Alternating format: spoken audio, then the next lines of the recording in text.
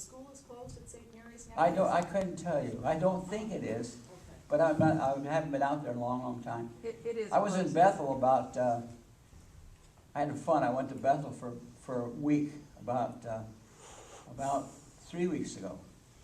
And I was out there signing books, and all these people came from little villages. They came in, I sold 80 books in one day. Yeah, these people were sometimes second and third generation from the villages. And they knew who I was. And so they came in to get a book. It was really fun. I taught a class at the high school in aviation, and it was really kind of interesting because I looked down at these little kids. I thought they were 8th graders, the little Yupik kids. Turned out they were seniors, but they looked so young, so little, so innocent. Little round faces, and they're taking an aviation class. It was a regular high school class. And they'd asked me to teach it for one day. So I did. And I looked these little rascals in the face and I said, you know what? You never know what's going to happen in your life. You might end up being the one that goes to Mars. And 2 weeks later, I went and saw The Martian, the movie. But anyway, they looked at me and I said, any questions? They go, any kind of question, anything. They just didn't know where to go with it. They couldn't come up with a question. I don't know whether it was a culture problem or they're just young kids. They were seniors in high school, but they were just had never had anyone stand up in front of them and make that kind of statement to them. You can do anything. Well, my son is a world-class mountain climber. Some of you may know him or heard of him. He's the only Alaska-born world-class climber. He was the president of the American Alpine Club for a long time. He just left that post about 2 years ago.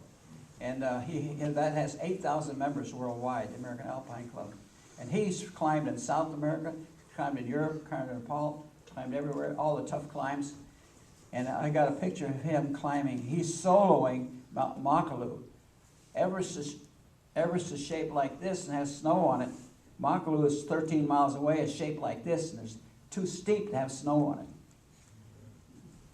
And I got a picture my son was taken from 10,000 feet below him, shot straight up the hill. And he's up there, and the wind is blowing so hard, it's blowing chunks of debris, which is snow, chunks of snow, off the mountain. It's really a dramatic picture. One of the most dramatic climbing pictures I've ever seen. And it was of my son. So I took a copy of that picture with me. And I put on there, you can do anything if you try. And I gave it to that class for permanently be installed in that classroom. And that's sort of been my whatever you call it, guiding principle all my life. You can do anything if you really put your mind to it, And now, any questions? Yes. Well, that was a pretty broad principle. I'm wondering, what's your explanation or what's your sense of what the meaning of life is? Oh, I can't. Meaning of life, I probably couldn't answer anything that would be adequate for that, but I'm not that smart, okay? But I've seen a lot of life, and I've seen a lot of death in my day. Unfortunately, I've looked at a lot of crumpled airplanes where they had to saw the people out, and I've seen I've been around a lot. I was raised in Panama, and I've been all over South America. I flew down in South America as well as here. And so I used to spend a lot of time in Haiti. I've seen really tough times for people, So, I have a view of what life is like that may be a little more broad than most people have had the experience. Any other questions? I'm wondering, as a longtime pilot, what do you have to say about risk-taking and making decisions? Hey, I'm glad you asked that question. I'm going to make a statement now which is the way I feel about it. And I learned to fly in a little two-place airplane in 1951. I bought a little Luscombe down in California when I was going to UCLA. I was married. We had $100 when I got married.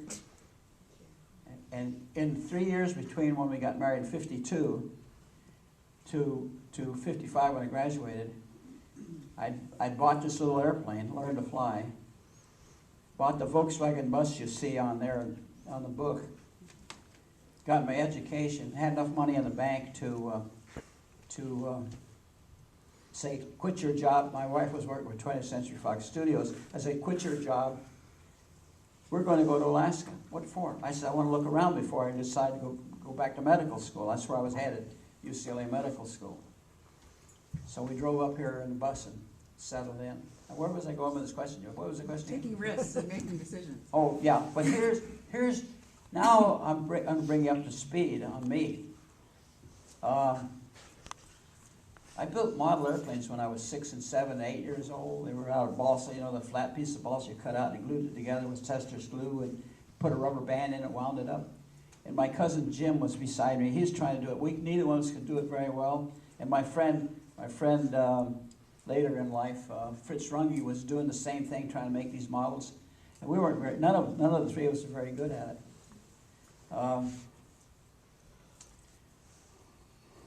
So I'm giving you a kind of a split story here. My cousin Jim, who couldn't build a model airplane very well, and one of my best friends, Fritz Runge, who couldn't build model airplanes very well. We're down in Florida. My dad said to me, come on down here to Florida and watch your cousin go to the moon. So we went down there, and he knew my dad knew exactly how to bring a boat up and get right practically under the gantry. And I sat there on my dad's boat looking up at this 300-foot tall rocket that my friend Fritz Runge had designed. He was the first employee of Werner von Braun. He's in the book, by the way, Fritz says.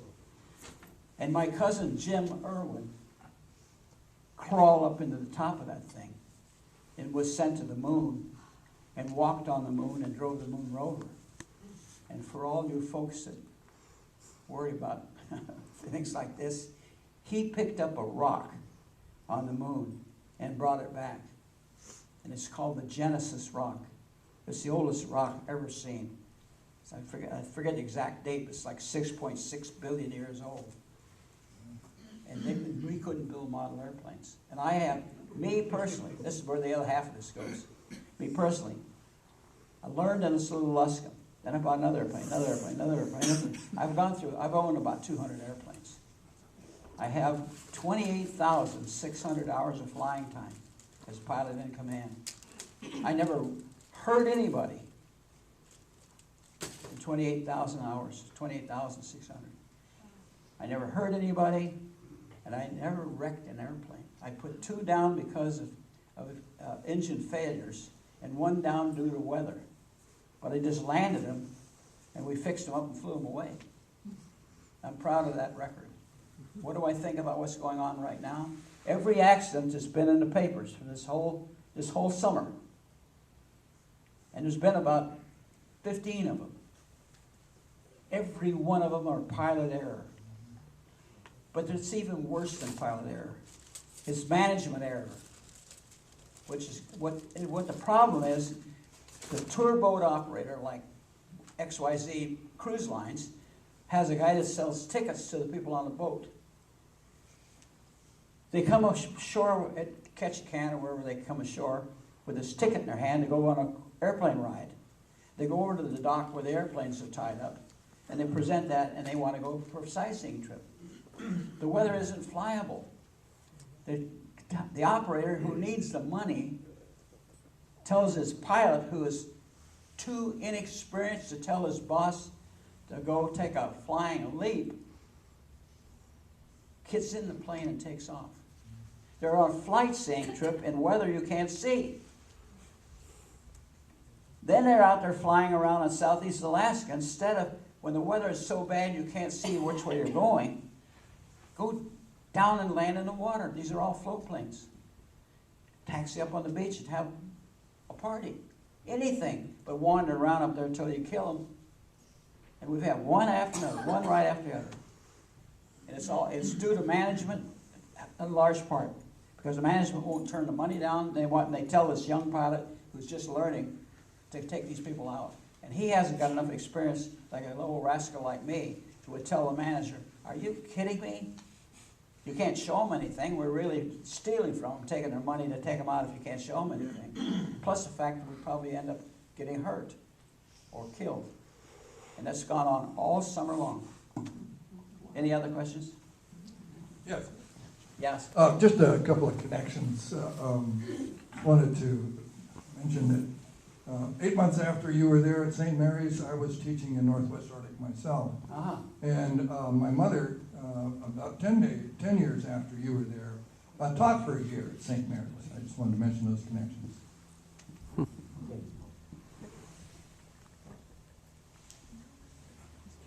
I don't have a question, I have a comment of appreciation for your story.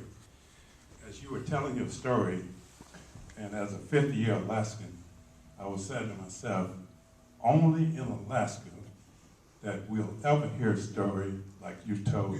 So I sure appreciate that heartwarming story that you shared with us. Thank you for that. Thank you.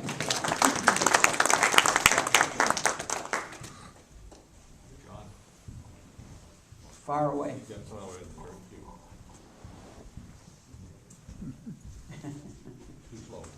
By the way, the book is selling very well all over the nation.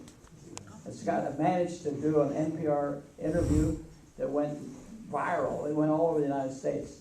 And people are picking it up and hearing it. And I've got 2 sites now that I didn't have anything to do with.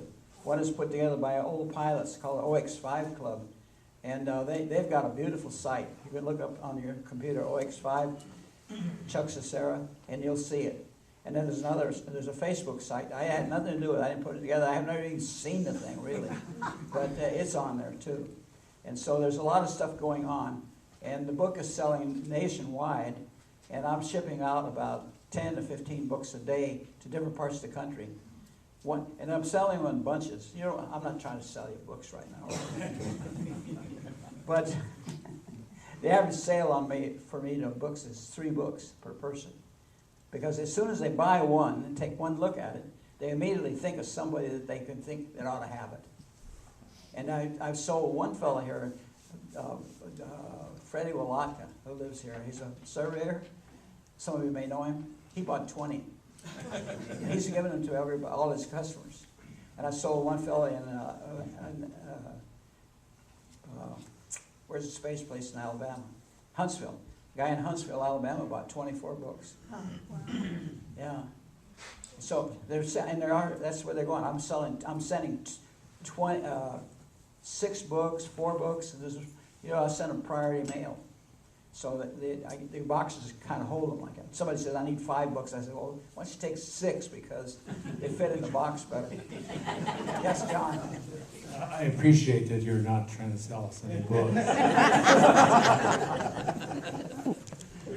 In your long and distinguished career, you must have known all the governors, or very close to all of them.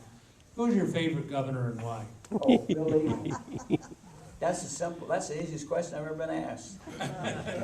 Bill Egan. Let me tell you a short Bill Egan story, if you would. Do I have time to do that? Yes. Okay.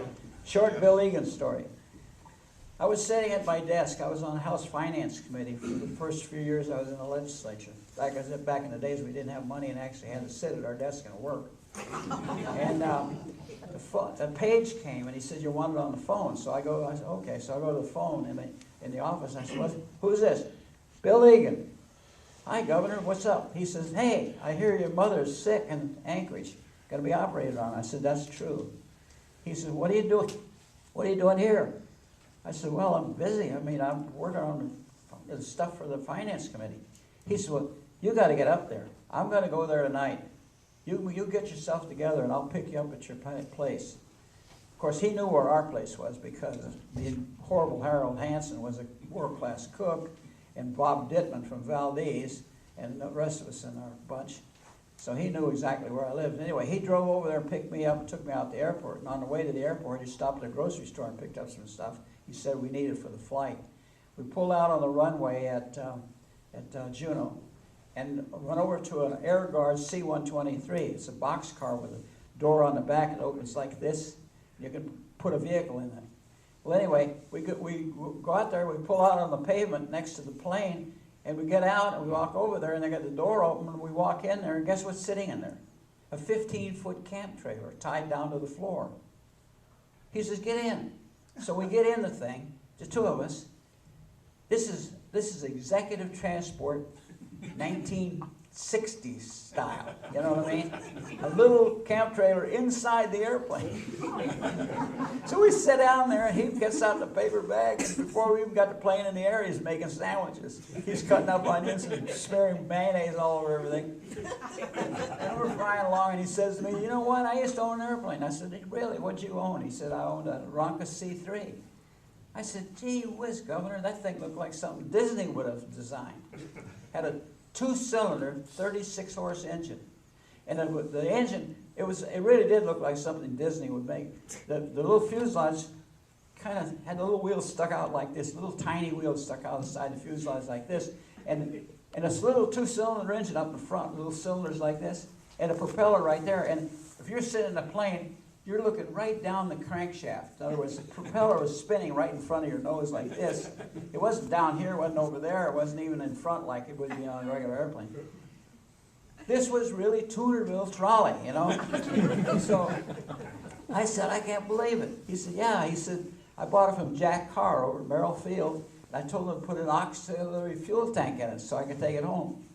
So when he said he was all ready to go, I went over and checked it. And he'd put a 2-gallon tank on the floor of the airplane between my feet and had a little pump on the side of the cabin that was out of a 36 Ford. It had a little lever on it you pop up and down like this to pump fuel.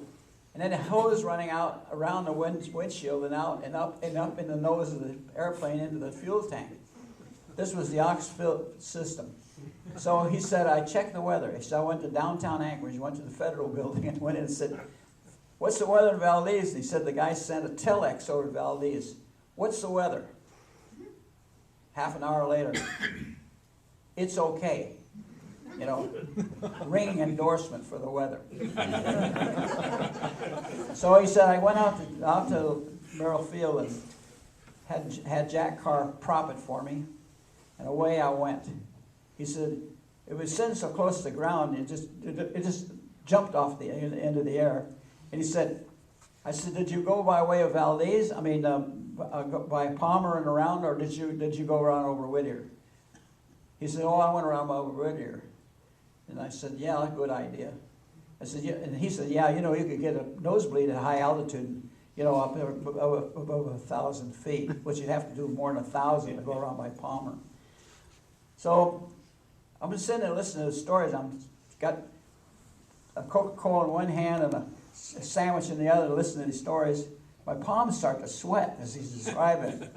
He said, the first thing I get up there, and by the time I pass Whittier, I'm lost. It's snowing, and I don't know where I am. I said, nothing. He said, nothing looks right. I said, boy, have I been there before. So he's wandering around up there, and he said, I'm looking for something I know, something I recognize. I can't find anything. Finally, he says, after about half an hour goes by, and he says, I'm decided I better start pumping fuel. So he says, I can't hold a lever, and I start pumping. Well, it pumps okay, but it's only going squirt, squirt, squirt, you know. Little tiny bit of gas is going in the tank, probably less than the engine was burning. And then most of it was ending up on the floor of the airplane, inside the airplane. The hoses were leaking, everything was leaking. He thought that was going to blow up right there in the sky. And I'm pumping furiously, and I can't keep up the wire on the cork. The fuel gauge cork is going down, and the wire is going down like this. He said, I can't see anything I know. And he said, I wish to heck I was home in Valdez stocking my groceries in my store instead of doing this. He said, finally I saw a Valdez arm, and I turned to go in there, and boy, was I happy. I flew over Valdez and looked down, and about 5 feet of new snow had fallen since the ringing endorsement from the guy. He said, but I can't go anywhere. I don't have any fuel to go anywhere. So I just came around and landed. He said, the plane is so light, and the snow was so soft, when I hit, it just plain stopped. It just went in and stopped. Just no feeling. And he said, didn't bother me at all. Just I hit and stopped. He said, I slid out of the airplane. I was in waist-deep snow. And so people in town had seen him do that. So they came out there and they picked the airplane up and hoisted it over their head. And carried it off. It was that light. Carried it off the runway so somebody else wouldn't land on skis or something, or a snowplow run over or something. So they got it off the runway. So some years later, I asked Dennis Egan, I said, whatever happened to that airplane? He said, well, my mother wasn't very happy with him flying because he was a risk taker. He said he used to work for Bob Reeves, and his title was Chief Bombardier for Bob Reeves. It was when he was in high school, or maybe even before, I don't know, but it was at least in high school. And so Egan would be in the back of the airplane with no tether, no parachute, no nothing, with the door off the airplane, shoving boxes of stuff out to the miners that were up in the mountains. And Reeves would say, get box number 22 and get it near the door. And he said, and then he would tell them, okay, throw it out. And he'd push it out. Well, anyway, Bill Egan's mother said she didn't think he was really ought to be in the airplane business. So when the hangar in Valdez burned down and took the airplane with it, she sighed a sigh of relief to get him out away from airplanes. Anyway, that's our first governor. Great guy. Yeah.